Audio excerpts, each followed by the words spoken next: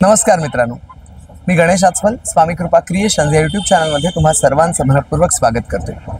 निमित्त आहे अभंग तुकाराम या चित्रपटाच्या संगीत अनावरण सोहळ्याचं आणि दिवाळीच्या पूर्वसंध्येला हा सोहळा इथे संपन्न झाला रवी नाट्य मंदिरात।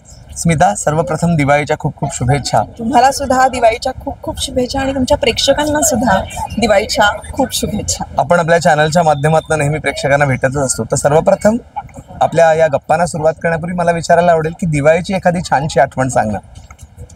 मला दिवाळी म्हटल्यानंतर बाबांची खूप आठवण येते आणि कारण लहानपणी आमच्याकडे लक्ष्मी रोडला पुण्यामध्ये ते शॉपिंगला जाण्याचं जे काय होतं म्हणजे बाबा कधी आम्हाला घेऊन जातील असं असायचं। आणि दर दिवाळीचं आमचं एक ठरलेलं असायचं की बाकी सगळ्या वेळेला आमचा चॉईस पण दिवाळीचे जे कपडे असायचे ते बाबांच्याच चॉईसनी आम्ही घ्यायचो। आणि मला ते अजूनही आठवतं आणि छान वाटतं खूप। मला असं वाटतं मी कबीरच्या बाबतीत सुद्धा मग जे मी लहानपणी अनुभवलं ते सगळं मी त्याच्या बाबतीतही त्या आठवणी काय म्हणूया ते सगळे गोष्टी मी रुजवू शकीन त्याच्यासाठी मी प्रयत्नशील असते। दिवाळीसाठी शॉपिंग असं काही यावेळेला वेगळं केलंयस? यावेळेला भरपूर शॉपिंग झालंय माझं, कारण साड्या हा आवडीचा विषय आहे आणि पुण्यामध्ये खूप एक्झिबिशन्स लागलेले असतात त्यामुळे धमाल आहे माझी। यावेळेला मी भरपूर शॉपिंग केलेलं आहे। आता अभंग तुकारामकडे येऊया।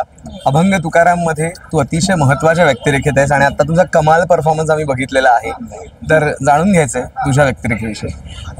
मी संत तुकारामांची पत्नी जिजाई म्हणजे अवलीची भूमिका साकारते आहे आणि सगळ्यांना माहितीच आहे खरं तर, कारण अभंगांमार्फत अवलीबद्दल खूप उल्लेख झालेला आहे आणि संत तुकारामांनी खूप सांगितलेलं आहे अवलीबद्दल। तर त्यामध्ये अवली ही संसाराच्या बाबतीत आणि त्यांच्या सहवासाच्या बाबतीत खूप आग्रही असल्यामुळे ती अत्यंत चिडचिडी होती। म्हणजे तिचा राग जो होता तो त्यांच्या सहवासासाठीचा होता जास्त। जसे संत तुकारामांसाठी पांडुरंग जवळचे आहे तसं तिच्यासाठी पांडुरंग म्हणजे संत तुकाराम होते। त्यामुळे तिला असं वाटायचं की मला जास्तीत जास्त सहवास मिळावा, माझा संसार नीट व्हावा, माझी मुलं नीट असावी। आणि ती अतिशय प्रॅक्टिकल अशी असल्यामुळे तिची ती तारेवरची कसरत व्हायची आणि त्याच्यामध्ये ती प्रचंड चिडचिड करायची आणि अभंगांमध्ये सांगितल्याप्रमाणे ती कर्कश होती असं सांगितलेलं आहे। तर मला असं वाटतं की तिची एक ती बाजू आहे, पण दुसरी बाजू अशी आहे की तिची भक्ती आणि तिची जी संत तुकाराम यांच्या प्रति जे प्रेम होतं ते इतकं नितळ आणि ते इतकं खरं होतं की पांडुरंगाला स्वतःला तिला पहिल्यांदा भेटावं असं वाटलं। होय, खरंय खरंय। आणि आता आपल्या प्रेक्षकांना सांग की 7 नोव्हेंबर पासून हा चित्रपट येतोय, आवाहन कर।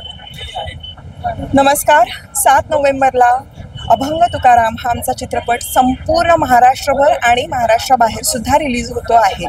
तेव्हा चित्रपटगृहामध्ये जाऊन हा चित्रपट बघा आणि दिवाळीच्या निमित्तानं हा चित्रपट येतो आहे आणि मला असं वाटतं की पहिल्या 2 दिवसात शुक्रवार शनिवारमध्ये आपण जितकी जास्त गर्दी करू तितकं चित्रपटाला फायदा होतो आणि तो जास्तीत जास्त लोकांपर्यंत पोहोचतो। कारण मी नक्की अगदी तुम्हाला यांनी सांगेन की चित्रपट बघितल्यानंतर तो पुन्हा बघावासा वाटेल अशी कलाकृती आहे आणि आपल्या कुटुंबाने बघण्याची गरज आहे, मुलांना घेऊन जाण्याची गरज आहे। तेव्हा ही संधी अजिबात चुकवू नका। खरंय।